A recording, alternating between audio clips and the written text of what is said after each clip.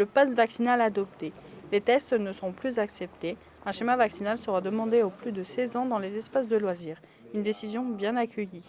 Donc pour moi, ça me paraît logique qu'on ait des vaccins, même si ça a été un peu précipité. Mais je pense pas que ce soit... qu'il faut en venir à être contre, en gros. Je pense que malheureusement, on n'a pas trop le choix d'en venir à là pour que les gens se vaccinent.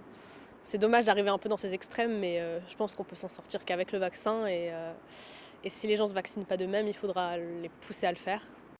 Contrairement au pass sanitaire, le pass vaccinal semble être bien reçu aussi par les restaurateurs. Il s'adapte aux nouvelles mesures.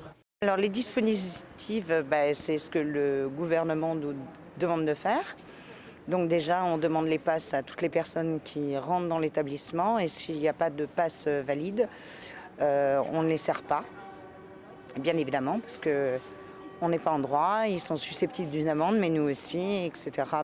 À présent, une pièce d'identité pourra être réclamée à l'entrée en cas de soupçon.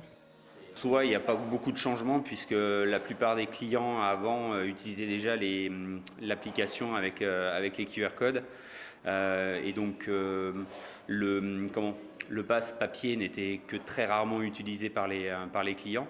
Donc en soi le contrôle pour nous ne va pas changer grand-chose puisque derrière on n'a pas la possibilité de contrôler plus précisément si c'était un vaccin ou si c'était un test PCR.